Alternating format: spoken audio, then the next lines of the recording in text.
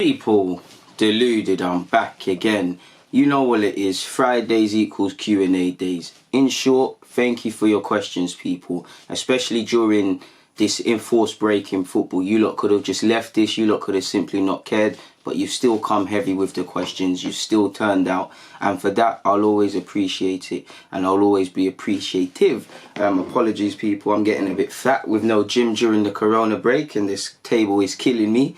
Moving like Lacazette, banter thing, Lacazette's my guy. But let's just crack on with the questions, man. Let's not waste any time. Let me get someone.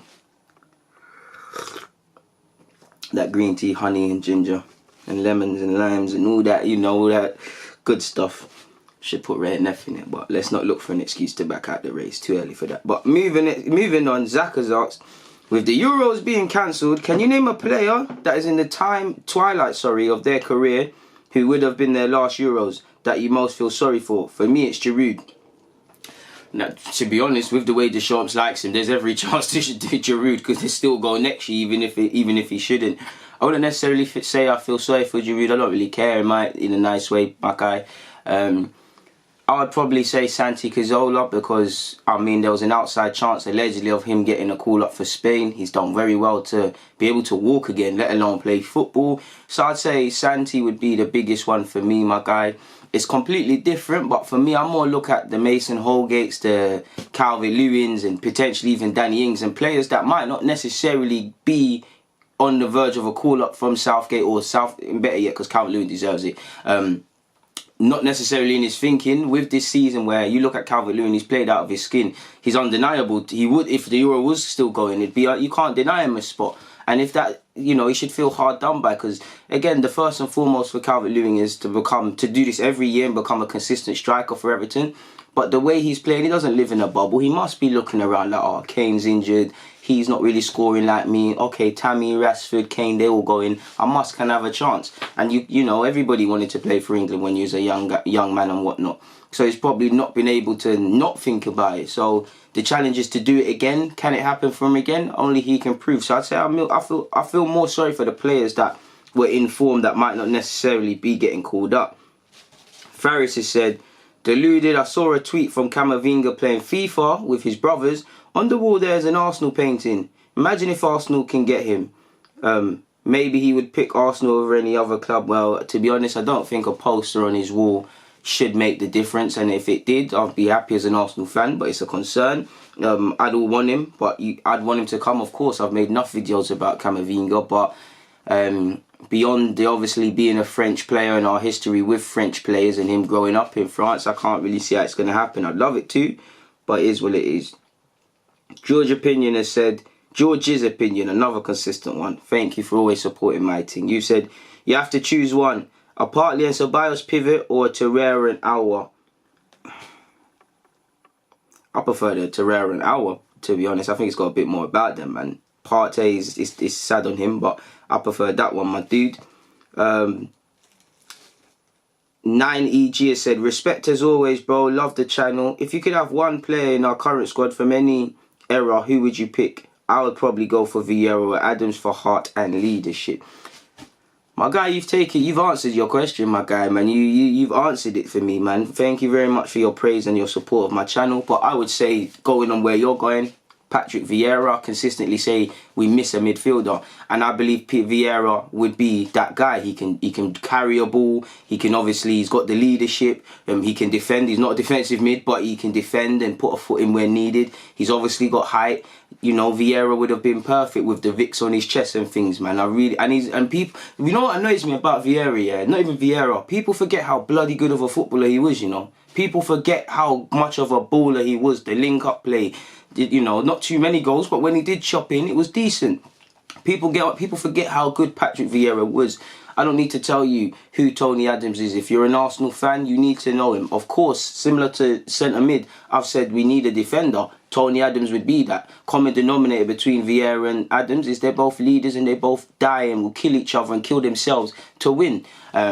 People. So I'd say them. I'd say Thierry Henry as well, because, I mean, if Aubameyang left, you can't get much better to Thierry Henry. If we had Thierry Henry, then, you know, he could sell Aubameyang and it ain't going to be a thing for us. So I'd say them.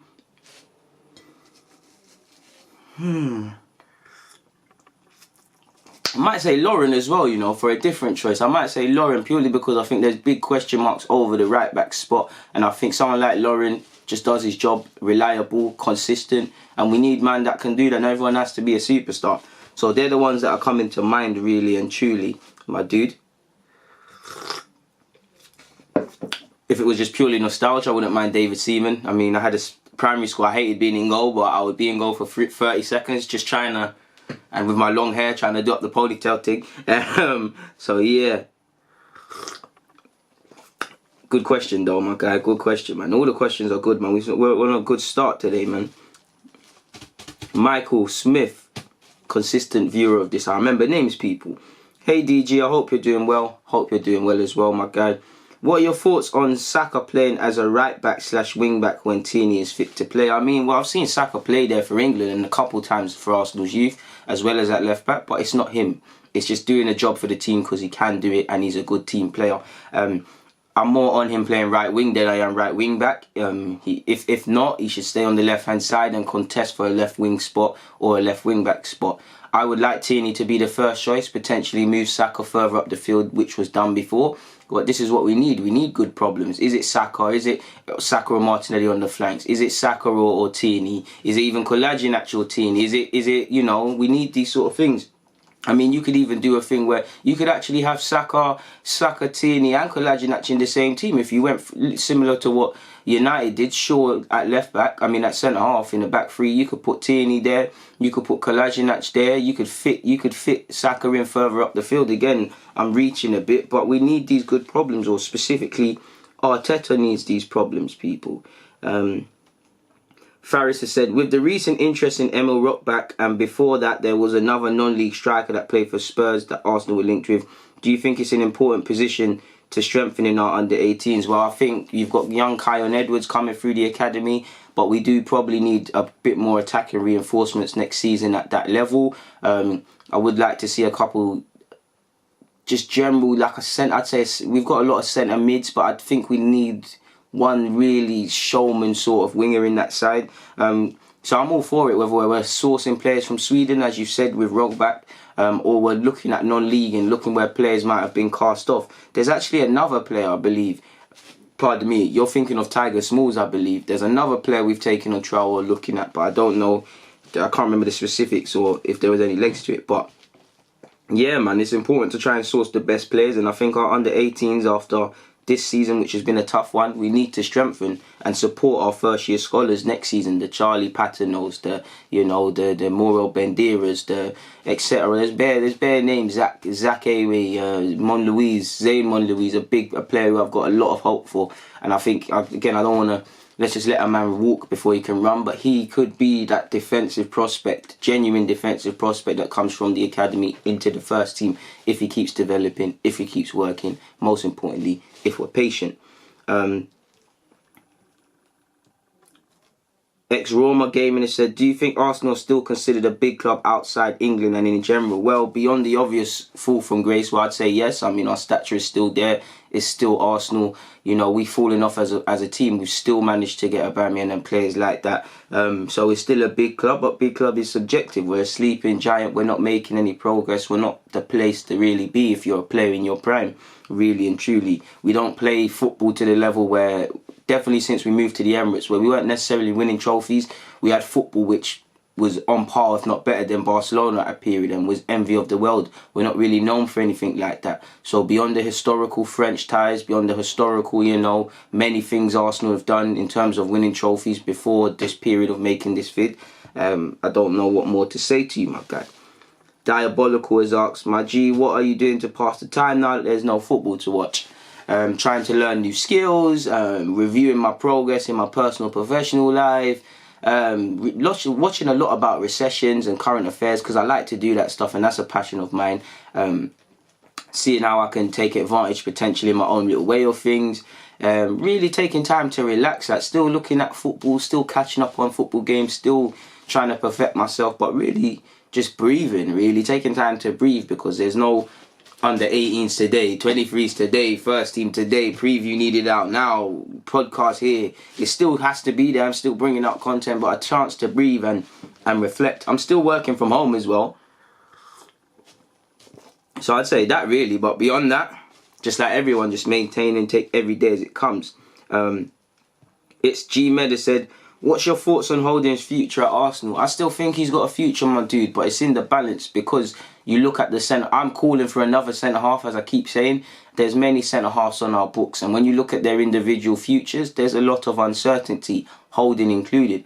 I'd still persist with Holding. I think there's still a player of some level in there, but it's in the balance. I mean, considering he was signed from Bolton for what, 2 million, if you're offered 20 odd million in the summer for him, would Arsenal take it? Considering that's an 18 million or so profit, that's a decision they'll have to make. But I'd say it's in the balance. He has had an injury and stuff, so we have to take time, but I'd say that. Manu has said, big up for your vids. Opinion on the young English lad Jonathan Panzo, people, from Monaco on loan at Club Brugge. I watch a lot of Belgian football and I like his flexibility and how he plays. I like him a lot. He can play at centre half, he can play at left back. It's taken him a while to really get going from moving from Chelsea to Monaco. And I'm not watching Belgian league, but I do hear good reports and promising reports, and it seems like he's getting better. I like him, man. He's an honest professional. He's decent on the ball. He's quite proactive off it. He still needs to improve and whatnot, but I'd say that, to be fair. Ninja Blazer said, best Arsenal and Liverpool this season combined team. Well, I give it to Alisson in goal. Left back Ashley Cole without a doubt. You know what? It should be Lauren, but I'm going to give it Trent on the right hand side. Centre halves, we're going to go with Sol Campbell and Van Dijk. Midfield, Patrick Vieira. It's a tough one. Without a doubt, Patrick Vieira. I'm trying to include Liverpool and make it fair, man. I'm sorry, but I'm gonna go Patrick Vieira, Gilberto Silva. I'm sorry, man. That's gonna be my thing. In the 10 position, I'm actually gonna put Mo Salah there, people. I'm actually gonna put Mo Salah there. In the 10. Up front, without a doubt, Thierry Henry, Mane on the left. In fact, Mane, you're going to go on the right for me. Thierry Henry through the middle. I'm going with Perez on the left-hand side, to be honest with you, my guy. I'm not going to lie to you. That would be my team. If I had to pick someone out of Liverpool's midfield to get in, you could say Henderson, you could say Fabinho, but for me, it'd probably be Gigi Wijnaldum. I really like him. I think he's really, I wouldn't say underappreciated, but I feel he is underappreciated for what he gives the team. I like him a lot, so that would be my team. Drew said, what are your passions other than football? Passion subjective, but I'd say self-improvement. I like current affairs. I like music. Like civil rights and sticking up for people and all that sort of stuff. So I'd say that, but passion's a subjective word, I'd say that.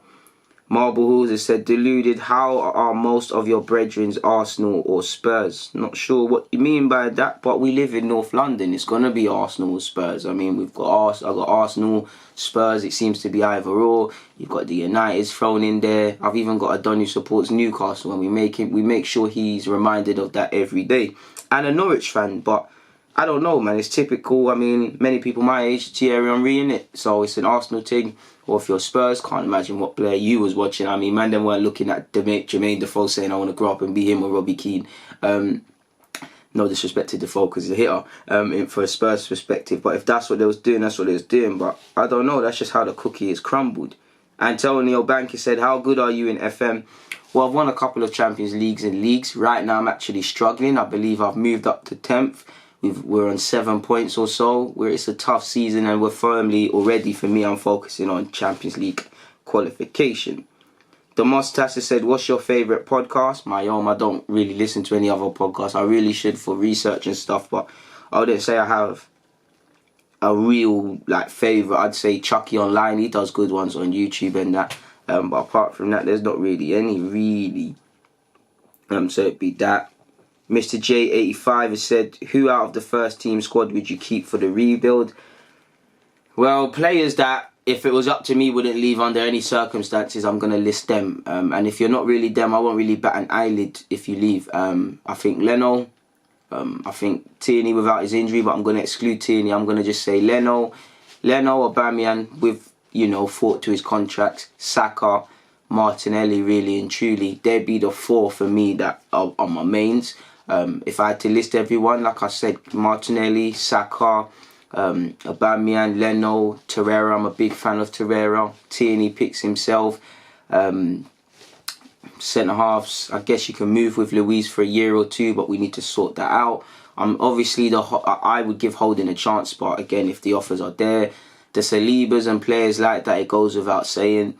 But to be honest, it's a weird one because many of these players could be up for sale. The only ones I truly care about is Aubameyang, Leno, Martinelli, Saka and Torreira, to be fair with you. Everybody, even some of these players I've said have a price. It's really just Saka and Martinelli in my heart that I would be vexed if they left. Don't get it twisted, I've got a lot of time for the rest of them, and obviously Aubameyang's a legend, and apologies people, Aubameyang's a legend and all of these things, but his contract is there to play. So I'd say that. I think I've answered all of the questions via here, so let's hit up Twitter, man. I think I screenshotted.